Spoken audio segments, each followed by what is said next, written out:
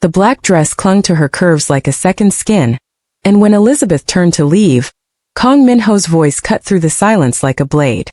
"That dress is not leaving this house," the Korean mafia boss said, his dark eyes burning with something far more dangerous than anger, possession.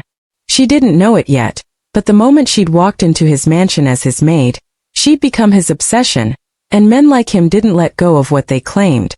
Welcome to Afrokorea TV. Please like, share and subscribe. The mansion stood like a fortress on the edge of Seoul, surrounded by high walls and armed men who never smiled.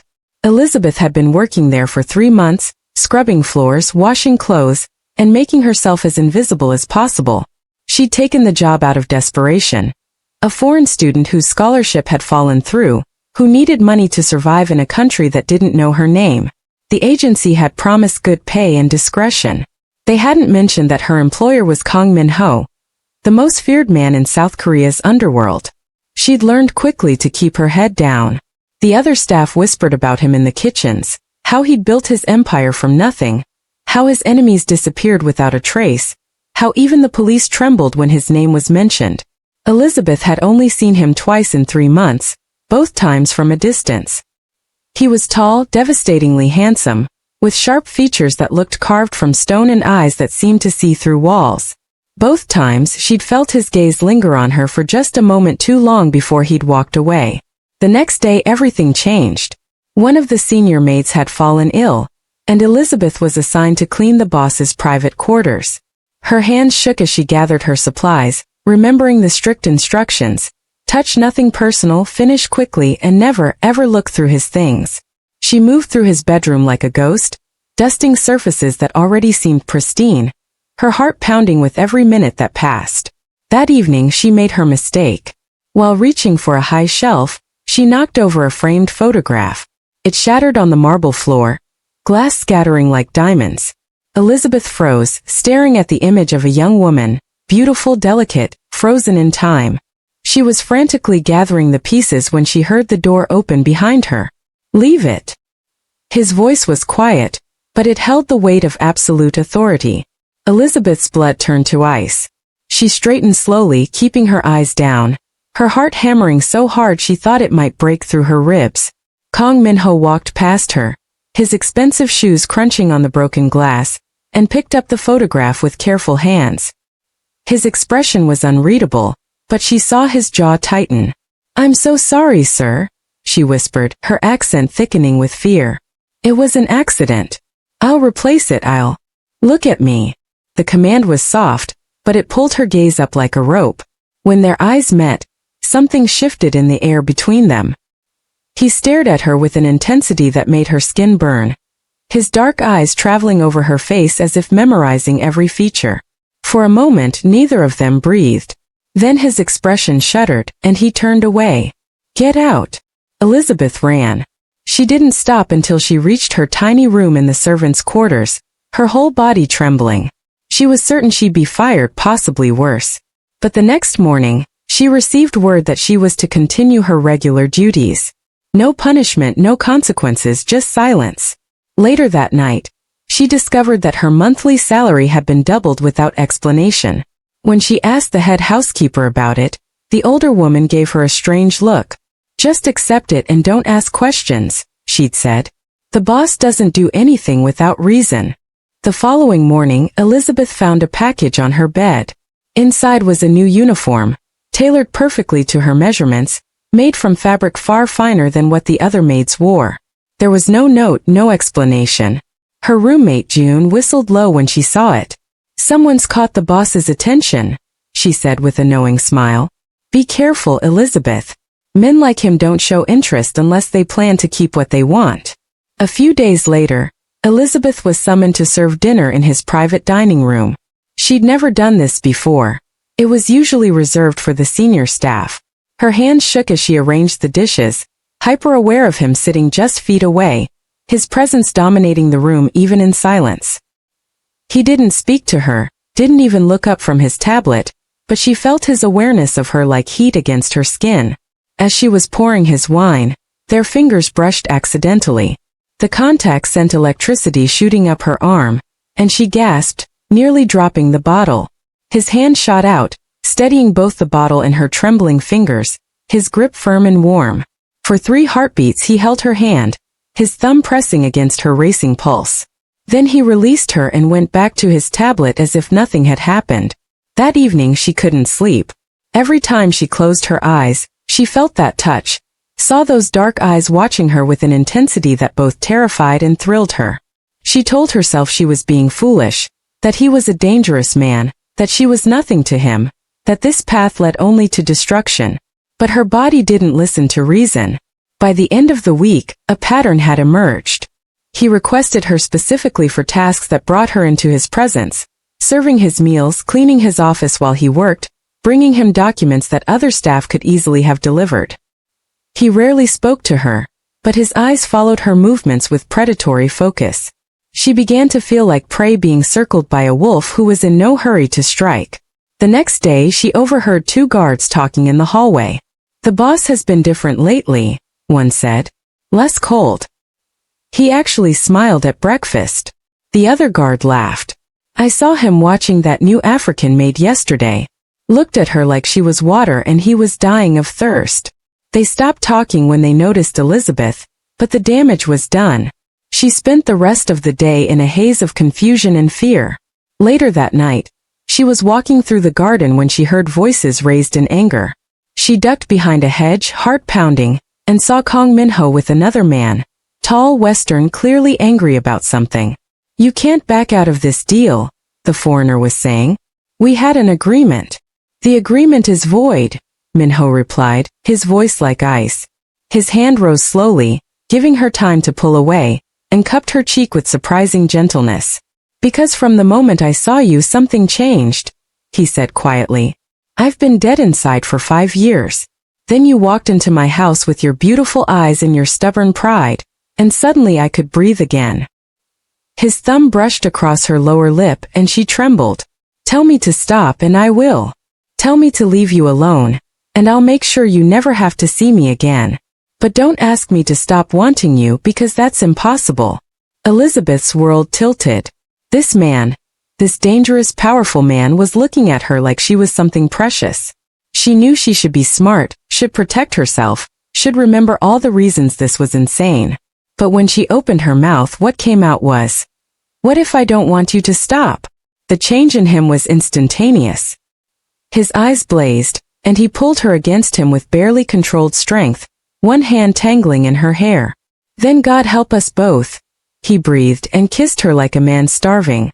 The world disappeared into heat and hunger, his mouth claiming hers with a desperation that matched the wild beating of her heart. When they finally broke apart, both breathing hard, he pressed his forehead to hers. "You're mine now," he whispered. "Say it." "I'm yours," she heard herself say, and felt the truth of it settle into her bones. The following morning everything was different. She woke to find a new room had been prepared for her, not in the servants' quarters, but in the private wing where only family stayed. Her clothes had been moved, along with gifts she hadn't asked for. Designer dresses, jewelry, books in English, anything she might want or need. It should have felt like a gilded cage. Instead, it felt like being seen for the first time in her life. That evening, Minho took her to dinner in his private dining room, but this time she sat beside him instead of serving. He asked about her life, her dreams, her family back in Africa. He listened with absolute focus, as if every word mattered. When she asked about the photograph she'd broken, his expression grew shadowed. "My sister," he said quietly. "She died 5 years ago. Murdered by the same men I destroyed to build this empire." Elizabeth's heart broke for him. She took his hand without thinking, and saw surprise flash across his face. "I'm sorry," she whispered. "No one should lose family like that." His fingers tightened around hers. "She was the only person who saw me as human instead of a monster," he said. "Until you." By the end of the week she'd moved fully into his world. The other staff looked at her differently now. Some with envy, some with concern, but all with new respect. She was under the boss's protection, which meant she was untouchable. Minho was careful with her in public, never overtly possessive, but his claim was clear in every glance, every small touch, every time he positioned himself between her and potential threat. Later that night, They were in his study when one of his lieutenants arrived with urgent news. Elizabeth moved to leave, but Minho's hand on her wrist stopped her. "Stay," he said simply, and she realized he was letting her see this part of his life, the dangerous part, the real part. The meeting was tense, involving a rival gang making moves in their territory. She watched him command the room with quiet authority, making decisions that would affect dozens of lives. He was magnificent and terrifying all at once. A few days later, he took her to a charity gala, the first time she'd appeared with him publicly. She wore a midnight blue gown he'd chosen, and she could feel eyes on them all night. Minho kept her close, his hand possessive on her waist, introducing her to politicians and businessmen with a pride that made her chest tight. She understood what he was doing, claiming her in front of his world, making it clear she was under his protection. The next day the whispers started. Who was she? Where had she come from? What hold did she have over the untouchable Kang Minho? His enemies began circling, looking for weakness. His allies started calculating. And Elizabeth found herself at the center of a storm she barely understood. That evening, a man approached her in the market where she'd gone shopping with her guard. He was handsome in a slick way, Western, with a smile that didn't reach his eyes. "You must be Elizabeth," he said in English. "I'm Marcus Chun, a business associate of Minho's." He wasn't. She could tell from the way her guard tensed. "He's a lucky man. Though I wonder if you know what you've gotten yourself into." Before she could respond, Minho appeared as if summoned by her fear. The temperature seemed to drop 20 degrees.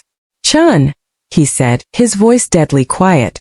"You're in my city without permission, and now you're speaking to what's mine. Choose your next words carefully." Marcus smiled, but there was fear in his eyes. "Just making friendly conversation. There's nothing friendly about you breathing the same air as her." Minho moved between them, his body a wall. "You have 10 seconds to walk away before I forget we're in public." Marcus left quickly, and Minho turned to Elizabeth, his hands framing her face. "Did he touch you? Threaten you?" "No, I'm fine," she said, shaken by the violence she'd seen lurking in his eyes. "Who was he?" "No one you need to worry about." But she could see the rage still simmering beneath his controlled surface. That night, she learned that Marcus Chen's operations in Seoul had been systematically destroyed. Warehouses burned, accounts frozen, associates arrested. Minho had made an example, and the message was clear. Touch what's his and face annihilation. Later that night, she found him in his study, staring at security footage of the market encounter. "You can't destroy everyone who looks at me wrong," she said softly from the doorway. He turned, and the raw possession in his eyes made her breath catch. "Watch me," he said. "You don't understand, Elizabeth. I've lost everything that mattered once. I won't survive losing you." He crossed to her in 3 strides, pulling her into his arms with barely controlled desperation. "You're in my blood now. The thought of anyone hurting you, touching you, even looking at you the wrong way, it makes me want to burn the world down." She should have been frightened by the intensity of his obsession. Instead, she felt cherished, protected, wanted in a way she'd never experienced. "I'm not going anywhere," she whispered and felt him shudder against her. "Promise me," he demanded, his hands tightening on her waist. "Promise me you won't leave, won't run when this gets hard. Because it will get hard, Elizabeth. My world is dangerous, and my enemies will try to use you against me." "I promise," she said, and sealed it with a kiss that left them both trembling. The following morning brought new complications. Minho's mother arrived unannounced, an elegant, sharp-eyed woman who took one look at Elizabeth and understood everything. The meeting was tense, conducted in rapid Korean that Elizabeth couldn't follow, but she heard her name mentioned several times. Finally, Mrs. Kong switched to English.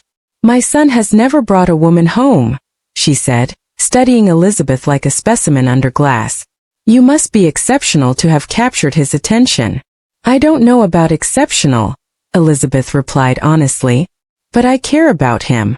Something softened in the older woman's expression. "He's been dead inside since his sister died," she said quietly. "I see life in his eyes again when he looks at you. For that alone you have my blessing. But understand this. His world will try to destroy you. Are you strong enough to survive it?" Elizabeth lifted her chin. I survived leaving everything I knew to come here alone. I survived poverty and prejudice and 100 small cruelties. I think I can handle whatever comes next. Mrs. Kong smiled for the first time. Good. Because my son doesn't do anything halfway. If he's claimed you, he'll move heaven and earth to keep you. Just make sure you're worth the chaos you've brought into his carefully controlled life. That evening Minho was different, softer, more open. My mother likes you, he said with something like wonder. She's never liked anyone I've dated before. I've been upgraded from that African maid to someone worth approving of? Elizabeth teased, and was rewarded with one of his rare, genuine smiles. You were never that African maid to me, he said seriously. From the first moment you were everything. By the end of the week, she'd settled into a new rhythm. She still helped around the house, not because she had to, but because she wanted to stay grounded. Minho's world was seductive, full of luxury and power, but she refused to lose herself in it. He seemed to respect that, never pushing her to become someone she wasn't. Later that night, they attended a business dinner with some of Minho's allies. Elizabeth wore the black dress, the one that had started everything, and she could feel his eyes burning into her all evening. Across the table, one of his business partners, a Japanese man named Takashi, couldn't seem to stop staring at her. His attention was polite but persistent, his compliments just a shade too familiar. Minho's expression remained neutral, but Elizabeth felt his hand tighten on her thigh under the table, possessive and warning. When Takashi suggested they all go out for drinks afterward, Minho's refusal was absolute. Elizabeth is tired, he said, his tone brooking no argument. We're going home. The drive back was silent, tension crackling between them like lightning. As soon as they were inside his private quarters, he crowded her against the door, his body a cage around hers. Did you enjoy his attention? He asked, his voice dangerously soft. What? No, I was just being polite. He wants you. It wasn't a question. I watched him watching you all night, imagining what you'd look like beneath that dress. And you smiled at him. I smiled because I'm not rude, she shot back, her own temper flaring. What was I supposed to do, ignore a guest at your table? Yes. The word was a growl. His hands framed her face, forcing her to meet his burning gaze. I don't share, Elizabeth. Not your smiles, not your attention, not even your polite conversation. You're mine, and I need everyone in my world to understand that. She should have been angry at his possessiveness. Instead, heat pooled low in her belly at the raw need in his voice. Then maybe you should make it more obvious, she breathed and watched his control shatter. He kissed her like acclaiming, his mouth hard and desperate against hers, his body pinning her to the door with delicious pressure. His hands tangled in her hair, her dress, her skin, everywhere at once, as if he couldn't get enough. She matched his desperation with her own, years of loneliness and hunger finally finding an outlet. When he lifted her, she wrapped her legs around his waist instinctively, gasping as he carried her toward the bedroom. Tell me to stop, he demanded against her throat, his teeth grazing her pulse. Tell me to slow down and I will. Don't stop, she whispered. Don't ever stop. What happened next was a blur of heat and hunger, desperate kisses and trembling hands, clothes falling away like barriers that had lasted far too long. He worshipped every inch of her with hands and mouth, telling her she was beautiful, perfect, his until she believed it in her bones. And when they finally came together, it felt like two broken pieces finding their match, creating something whole and fierce and unbreakable. The world dissolved into sensation and emotion so intense it bordered on pain, pleasure cresting in waves that left them both gasping, clinging to each other like lifelines in a storm. Afterward she lay in his arms, her head on his chest, listening to his heartbeat slow. His fingers traced lazy patterns on her spine, possessive even in gentleness. Stay, he whispered into her hair. Don't leave before I wake up. Promise me. Something in his voice, a vulnerability she'd never heard before, made her lift her head to look at him. In the dim light he looked younger, almost uncertain. I promise, she said, pressing a kiss to his jaw.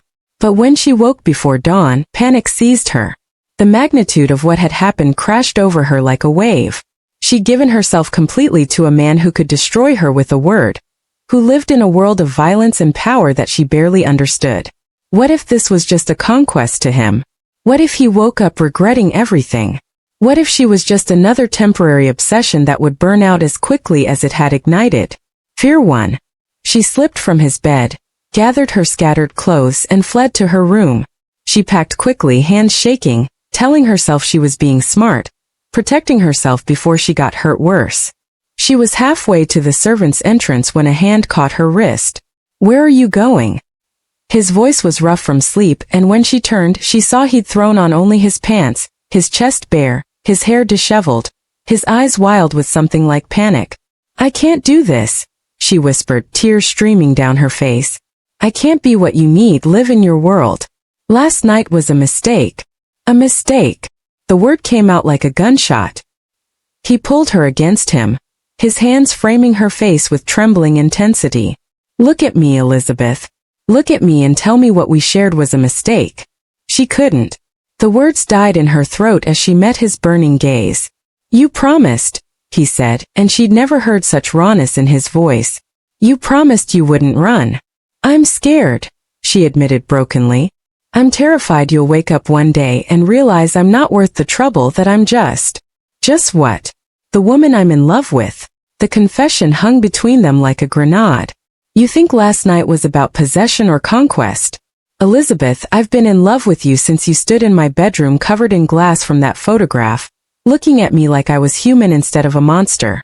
Everything I've done since then, every gift, every protection, every moment I've engineered to be near you, it's all been because I'm completely, desperately in love with you." Her world tilted. "You love me? So much it terrifies me," he admitted, and she saw the truth of it in his eyes, the fear that matched her own. "I know my world is dangerous.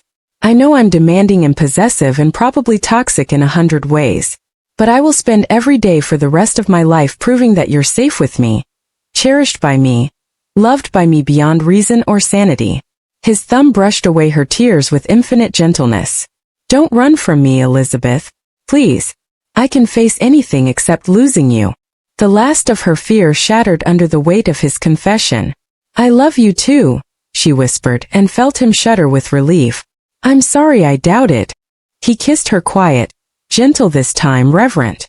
"Never apologize for your fears," he murmured against her lips. "Just let me prove them wrong." The next morning Minho didn't leave for work. Instead, he kept Elizabeth in his arms, tracing patterns on her skin as if memorizing her by touch. "I'm making this official," he said quietly. "No more hiding, no more discretion. I want everyone to know you're mine. Your enemies will use that against you," she warned, remembering his mother's words. "Let them try." His voice held steel beneath the softness. "I've built an empire on the bodies of men who underestimated me. Anyone who thinks you're a weakness will learn exactly how wrong they are." That evening he proved it. They attended a gala at the Grand Hyatt, and this time there was no subtlety. Minho kept her tucked against his side all night, his hand possessive on her waist, introducing her not as a companion but as the woman I intend to marry. The shock rippled through the room like a tidal wave. Korea's most dangerous bachelor, announcing his intentions toward a foreign woman no one had heard of? The gossip would fuel social media for weeks. Later that night, they were dancing when Elizabeth noticed a woman watching them with undisguised hatred. She was beautiful in a cold way, sharp features, designer dress, eyes like chips of ice. "Who is that?" Elizabeth whispered. Minho followed her gaze and his expression hardened. "Park Yuna. My ex-fiancée from years ago. She's harmless." But the look in Yuna's eyes said otherwise. As the song ended, she approached with a smile that didn't reach her eyes. "Minho," she purred in Korean, then switched to English when she noticed Elizabeth. "Congratulations on your new acquisition. I hope she lasts longer than the others." "There were no others," Minho said coldly. "And Elizabeth isn't an acquisition. She's my future. Something you never were, despite your family's best efforts." Yuna's smile turned venomous. "We'll see how long your little romance survives when reality sets in. Foreign girls are exotic, but they rarely understand our world." She looked Elizabeth up and down dismissively. "Enjoy it while it lasts, darling. Minho gets bored easily." Elizabeth felt Minho tense beside her, fury radiating from him in waves, but she spoke before he could. I may not understand everything about your world, she said calmly, but I understand him. And unlike you, I'm not here for his money or his power. I'm here because I love him. That's something all your breeding and connections couldn't give you. Yuna's face flushed with rage, but before she could respond, Minho pulled Elizabeth away. We're leaving, he said, loud enough for nearby guests to hear. I've wasted enough time on people who don't matter. The drive home was tense. Minho's hands gripped the steering wheel so hard his knuckles turned white. I should have had her removed the moment she approached us, he said through clenched teeth. The disrespect. It's fine, Elizabeth interrupted gently. She's hurt and lashing out. I can handle it. He pulled over abruptly, turning to face her with blazing eyes. You shouldn't have to handle it. You shouldn't have to deal with bitter exes or society gossip, or any of the poison that comes with my world. His hand cupped her face with desperate tenderness. Sometimes I think I'm being selfish, pulling you into this darkness. Then be selfish, she said, covering his hand with hers. I chose this. I chose you. Stop trying to protect me from your world and trust me to stand beside you in it. Something shifted in his expression, wonder mixed with fierce pride. You're extraordinary, he breathed. How did I get this lucky? Good karma from a past life? She teased, and was rewarded with one of his rare smiles. By the end of the week, the media had exploded. Photos of them at the gala were everywhere. Korean tabloids, international gossip sites, even legitimate news outlets questioning the identity of the mysterious African woman who'd captured the heart of one of Seoul's most powerful men. Elizabeth's phone buzzed constantly with messages from old friends shocked to see her face plastered across the internet. The next day, Minho hired a full security team just for her. This is excessive, she protested when 4 armed guards showed up to escort her to a simple lunch with Ji-yoon. This is necessary, he corrected, his tone brooking no argument. My enemies know your face now. They know hurting you would destroy me. I won't take chances with your safety. She wanted to argue, but the fear lurking beneath his controlled exterior stopped her. He'd lost his sister to violence. The thought of losing Elizabeth clearly haunted him. So she accepted the guards, the armored car, the complete overhaul of her life, because she understood it wasn't about control. It was about love twisted through the lens of trauma. Later that night, she was proven right. One of Minho's lieutenants burst into his office where they were reviewing security footage. Boss, we have a problem. Someone leaked Elizabeth's background to the press. Her full name, her immigration status, her work history. Everything. Minho's expression went deadly calm. The most dangerous version of him. Who? We're tracking it, but the story's already out. Some outlets are spinning it as a Cinderella story. Others. The lieutenant hesitated. Others are questioning her motives. Calling her a gold digger, an illegal immigrant using you for a visa. Worse things I won't repeat. Elizabeth felt her stomach drop. She'd known this might happen, but the reality was still devastating.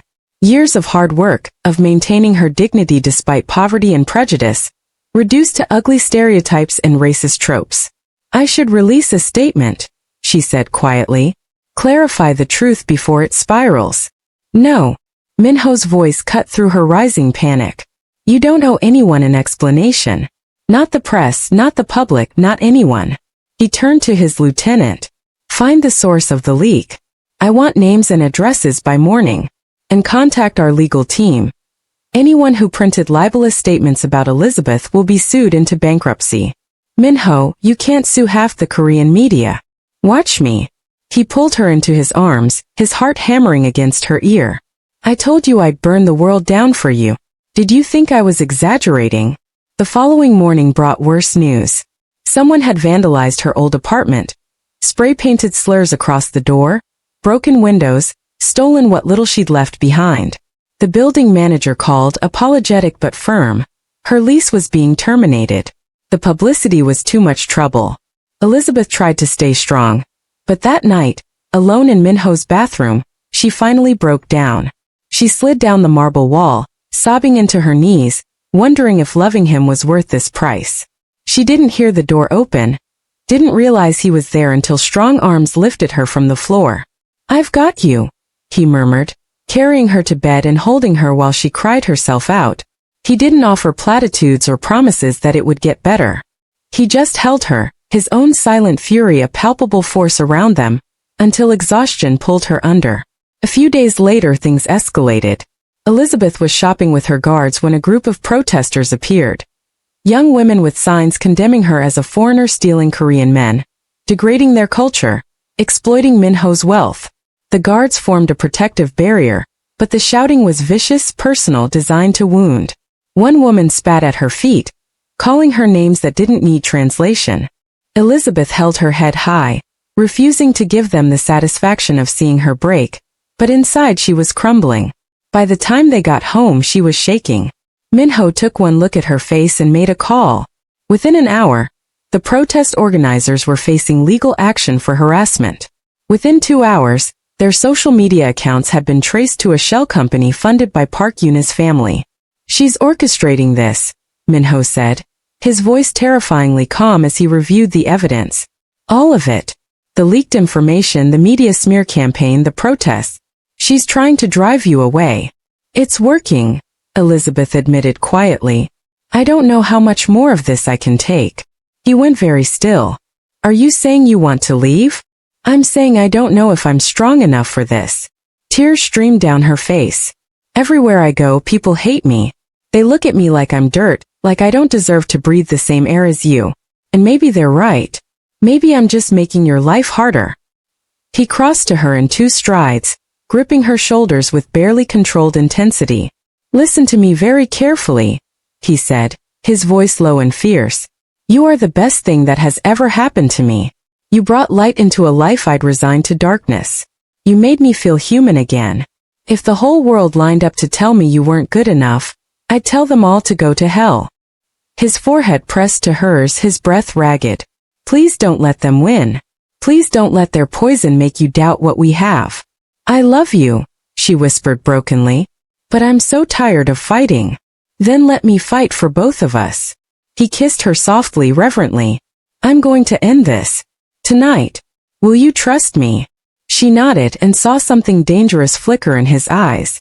That evening Minho made calls. Lots of calls. Elizabeth didn't ask questions. She was learning that some aspects of his world were better left unexamined. But the next morning the news was everywhere. Park Eun's family business was under investigation for tax evasion and fraud. Her father had been arrested. Her mother was facing embezzlement charges. And Euna herself had fled the country, her passport flagged at Incheon airport too late to stop her. "You did this?" Elizabeth said, watching the news with a mixture of awe and horror. "I simply brought their crimes to light," Minho replied calmly. "They've been operating in the shadows for years, using their influence to avoid prosecution. I just removed that protection." He turned to face her. "They tried to hurt you, Elizabeth. I told you what would happen to anyone who did." She should have been disturbed by the casual destruction he'd wrought. Instead she felt protected, cherished, claimed in a way that went beyond romance. "Thank you," she whispered. "Always," he promised and sealed it with a kiss. The next day brought unexpected relief. With Yuna's departure and her family's disgrace, the media narrative shifted. New stories emerged. Testimonials from people Elizabeth had helped during her time as a student. Professors who praised her academic achievements. Fellow immigrants who spoke of her kindness and strength. Someone even found footage of her volunteering at a children's hospital, reading stories in accented Korean to sick kids who didn't care about her skin color. Public opinion began to turn. The racist attacks didn't disappear completely. They never would. But they were drowned out by voices defending her, celebrating her, calling her a symbol of modern Korea's global future. Minho's business associates publicly voiced support, making it clear that disrespecting Elizabeth meant disrespecting him. Even his mother gave an interview praising her son's choice, declaring Elizabeth a welcome addition to their family. Later that night, overwhelmed by the sudden reversal, Elizabeth found Minho on his balcony overlooking the city. "You orchestrated this too, didn't you?" she asked. "The positive press, the testimonials, all of it." "I may have encouraged people to share the truth about you," he admitted. But the truth itself is all you, Elizabeth. Your kindness, your strength, your integrity, I didn't invent those. I just made sure the world saw what I've known from the beginning. That you're extraordinary. She leaned against him, his arms coming around her automatically. What happens now? She asked quietly. We can't hide forever. Eventually we have to face your world again. We don't hide, he said firmly. We conquer. Together. He turned her to face him, his expression serious. I know this has been hell. I know I've asked too much of you. Exposed you to dangers and cruelties you never signed up for. But if you can forgive me for that, if you can trust me to protect you better going forward, then I want to make this permanent. Her heart stuttered. Permanent. He reached into his pocket and pulled out a small velvet box. When he opened it, the ring inside took her breath away. A deep blue sapphire surrounded by diamonds, unique and stunning. Marry me, he said simply. Not because the press expects it, not because it's strategic or smart. Marry me because I love you more than life itself, because I can't imagine a future without you in it, because you're my home and my heart, and the only light in my darkness. Yes, she breathed, tears streaming down her face. Yes, yes, 1,000 times yes. He slipped the ring onto her finger with trembling hands, then pulled her into a kiss that tasted like promise and forever. I'll spend the rest of my life making sure you never regret this, he vowed against her lips. I already don't, she whispered back. By the end of the week, their engagement was public, and the reaction was mostly positive. A testament to Minho's influence and the narrative shift he'd carefully orchestrated. They began planning a wedding that would blend her African heritage with his Korean traditions. A symbolic merging of their two worlds. But peace never lasted long in Minho's life. Later that night, his head of security arrived with grim news. Sir, we've intercepted communications.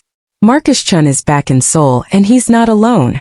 He's brought mercenaries, ex-military, well-armed, dangerous. And he's been asking questions about Elizabeth's schedule.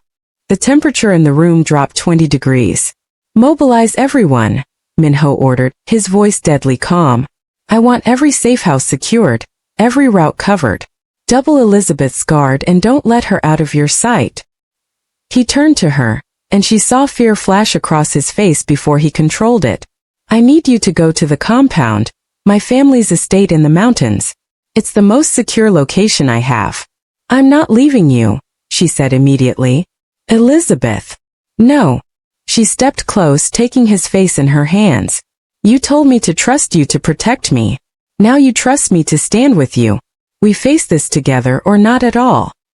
He closed his eyes, jaw clenching with the effort of controlling his fear. If anything happens to you, it won't, she said firmly. Because you're the most dangerous man in Seoul, and anyone stupid enough to come after us will regret it. A ghost of a smile touched his lips. When did you become so fierce? I learned from the best. She kissed him softly. Now tell me the plan. The next day they set a trap. Elizabeth would attend a charity event, highly public, well covered by media, the perfect opportunity for Chun to make his move. But instead of the 4 guards Chun would expect, Minho positioned 20 of his best men throughout the venue, armed and ready. He also contacted allies in law enforcement, ensuring police presence without tipping their hand. That evening Elizabeth dressed in a crimson gown that Minho had chosen, beautiful and bold, a statement of defiance. You're using me as bait, she said as he helped with her necklace. I'm using us as bait, he corrected. Chun wants revenge for the business I destroyed. He thinks taking you will break me, make me vulnerable. He's right about one thing, losing you would destroy me. But he's wrong if he thinks I'll let that happen. His hand settled on her shoulders, his eyes meeting hers in the mirror. Stay close to me tonight. If anything feels wrong, you get to safety. Promise me. I promise, she said and meant it. The gala was held at the Shilla Hotel, glittering with Seoul's elite. Elizabeth and Minho made their entrance to camera flashes and whispered speculation. The newly engaged couple everyone wanted to see. Minho kept her close, his hand never leaving her waist, his awareness of their surroundings absolute. 2 hours in it happened. The lights flickered, just once, barely noticeable. But Minho's entire body went tense. It's starting, he murmured. Stay with me. A few minutes later, there was a commotion near the east entrance, shouting, the sound of breaking glass. Guests began moving toward the exits in controlled panic. Minho pulled Elizabeth against him, shielding her body with his as his guards formed a protective circle around them. Then she saw him. Marcus Chun pushing through the crowd with 4 men flanking him, all armed despite the hotel's security. His eyes locked on Elizabeth with predatory focus. "Kong," he shouted. "Let's talk business. You took everything from me. Seems fair I take something from you." "You can try," Minho replied, his voice carrying deadly promise. "But you won't leave here alive." Chun laughed, a harsh sound. "I've got nothing left to lose. You made sure of that. So either you negotiate with me or I start shooting, and maybe one of those bullets finds your pretty fiancé." The next few seconds happened in slow motion. Chun raised his gun. Minho moved to shield Elizabeth completely. And then chaos erupted. Minho's hidden men revealed themselves, police burst through multiple entrances, and suddenly Chen's 4 men were facing 20 guns pointed at them from all directions. "Drop your weapons!" The police commander's voice boomed through a megaphone. "You're surrounded. This is your only warning." Chen's face twisted with rage and desperation. For a moment Elizabeth thought he might shoot anyway, might decide to take them down with him. But then his men dropped their guns, hands raised, and Chun had no choice but to follow suit. Within minutes he was in handcuffs, being dragged away while screaming threats. Minho held Elizabeth so tightly she could barely breathe, his heart hammering against her back. "It's over," he murmured into her hair. "You're safe. It's over." But she could feel him shaking, the adrenaline and fear finally catching up now that the threat was neutralized. She turned in his arms, cupping his face. "I'm okay," she said firmly. "We're okay. You protected me just like you promised." He kissed her then, deep and desperate, in front of cameras and police and hundreds of witnesses. A claiming, a celebration, a promise all in one. When they finally broke apart, he pressed his forehead to hers. "I'm never letting you out of my sight again. I'm going to hold you to that," she whispered back. The following morning the media went wild. Video footage of the attempted attack had gone viral. Minho shielding Elizabeth, the dramatic standoff, their kiss in the aftermath. Public opinion completed its shift. She was no longer the controversial foreign fiancé. She was the brave woman who'd stood beside Korea's most powerful man when his enemies came calling. She was a symbol of loyalty, courage, and modern romance. Later that night, safe in Minho's arms in his bedroom, Elizabeth finally let herself process everything. "He could have killed you," she whispered, "when you stepped in front of that gun." "I would do it again," Minho interrupted firmly. "Every time, without hesitation. You're my life now, Elizabeth. Protecting you isn't a choice.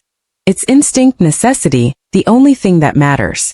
It matters to me that you stay alive too," she said fiercely. "We protect each other, or this doesn't work." He smiled, genuine and warm. "Deal. Though I reserve the right to be unreasonably protective sometimes." "Sometimes," she teased. "You have 20 guards following me to get coffee." 18, he corrected. "The other 2 are snipers on nearby rooftops." She laughed despite herself, and felt the last of the tension drain away. They'd survived. They'd won. And now they could finally build the life they'd fought so hard for. By the end of the week, Chan and his associates were facing multiple charges, their extradition to several countries pending. Yuna remained in exile, her family's empire in ruins. And Elizabeth and Minho began planning their future in earnest. A wedding in 3 months, combining traditional Korean ceremonies with African customs that honored her heritage. The next day, Minho surprised her with a deed to a women's shelter and educational center in her name, funded by his wealth but managed by her vision. "You've spent so much time in my world," he said as they toured the building. "I want you to have something that's entirely yours, where you can make the difference you've always wanted to make." She cried, happy tears this time. "This is perfect. You're perfect." "I'm really not," he said with a smile. "But I'm perfect for you, and that's all that matters." Later that night, they made love with a tenderness that spoke of new beginnings, rather than desperate survival. Afterward, as she lay in his arms, he traced lazy patterns on her spine. "I've been thinking," he said quietly, About family. About what comes next for us. Oh. She propped herself up on his chest, curious. I want children with you, he said, his eyes searching hers. I want to fill this house with the sound of little feet and laughter. I want to watch you become a mother. Raise kids who have your strength and kindness. Is that something you want to? Yes, she breathed, her heart swelling. Someday soon when we're ready. I want everything with you. He pulled her down into a kiss that tasted like forever. The following morning brought unexpected news. Elizabeth was pregnant. The revelation came via a doctor's visit for what she'd thought was stress-related fatigue. She sat in the clinic staring at the test results, her mind spinning. They hadn't been trying, hadn't planned for this so soon. But as the shock wore off, joy bloomed in its place, fierce and bright and absolute. She told Minho that evening in his study. I have news, she said, her voice shaking slightly. And I'm not sure how you'll. He was across the room in an instant, his hands framing her face. Whatever it is, we'll handle it together. Just tell me. I'm pregnant, she whispered, searching his eyes for his reaction. About 6 weeks. I know it's fast and we weren't planning. The rest of her words were lost in his kiss, joyful, reverent, filled with so much love she thought she might burst. When he pulled back, there were tears in his eyes. You've given me everything, he said, his voice rough with emotion. A reason to live, a future to fight for, and now a family. How did I get this lucky? We got lucky, she corrected, laughing through her own tears. Both of us. That evening he proposed again, not with a ring this time but with a promise. I know we're already engaged, he said as they stood on his balcony overlooking Seoul. But I want to make new vows now, knowing we're building not just a marriage but a family. I promise to be the father our child deserves, the husband you need, and the man who loves you more with every breath. I promise to protect you both, cherish you both, and spend every day proving I'm worthy of the gift you've given me. You already are, she whispered, and kissed him as the city lights glittered below like fallen stars. The next day they shared the news with his mother, who wept with joy and immediately began planning not just the wedding but the baby's nursery. A grandchild, she kept saying, wonder in her voice. I thought I'd never see the day. Later that night, Minho gathered his most trusted people and made an announcement. Elizabeth is pregnant. This child is my heir, my legacy, the future of everything I've built. Anyone who threatens them in any way will face consequences that make what happened to Chun look merciful. Spread the word. My family is untouchable. The message was received. In the following days, gifts flooded in from associates and allies. Expensive baby items, congratulations cards, promises of protection. Elizabeth's shelter received anonymous donations totaling millions. And the media narrative shifted yet again, now celebrating the upcoming wedding and the romantic story of the couple expecting their first child. A few days later, they were married in a ceremony that stopped Seoul. Elizabeth wore a gown that combined African prints with Korean silk, a fusion that represented their merged worlds. Minho wore a traditional hanbok for the Korean ceremony, then changed into a suit for the African traditions. Both families attended, tears and laughter mixing as two cultures celebrated love's victory over every obstacle. As they exchanged vows, Minho's voice was steady and sure. I was dead before you walked into my life, he said, his eyes never leaving hers. You brought me back to life, made me believe in love again, gave me a future worth fighting for. I vow to spend every day earning the gift of your heart, protecting our family, and loving you with everything I am. Elizabeth's response was equally fierce. I vow to stand beside you through every storm, to be your partner in this beautiful, complicated life we're building. I vow to love you fearlessly, raise our child with strength and compassion, and never let you forget that you're worthy of every happiness. When they kissed, sealing their marriage, the applause was thunderous. That evening at the reception, Minho pulled her onto the dance floor. Mrs. Kong, he murmured against her ear. How does it feel? Like coming home, she whispered back. Like everything we survived was worth it for this moment. It's just the beginning, he promised. We have a lifetime of moments ahead. 6 months later, Elizabeth gave birth to a daughter, healthy, beautiful, with her mother's eyes and her father's determined expression. Minho held his child for the first time with trembling hands, tears streaming down his face. She's perfect, he breathed. You're both perfect. We made her together, Elizabeth said softly, watching her dangerous, powerful husband cradle their tiny daughter with infinite gentleness. Our little miracle. They named her Ji-won, wisdom and beauty, a Korean name that honored her father's heritage while representing the strength she'd inherit from both parents. Later that night, with their daughter sleeping peacefully in her bassinet, Minho pulled Elizabeth into his arms. Thank you, he whispered, for trusting me, for loving me despite everything, for giving me this family. You saved me in every way a person can be saved.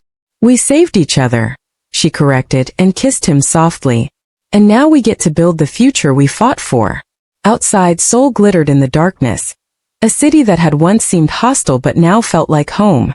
Inside, a family slept peacefully, protected by love fierce enough to burn down the world and gentle enough to cradle new life.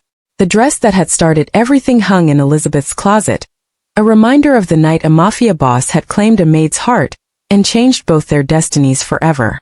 This was their happily ever after, hard-won, fiercely protected, absolutely perfect. Welcome to Afrokorea TV. Please like, share and subscribe.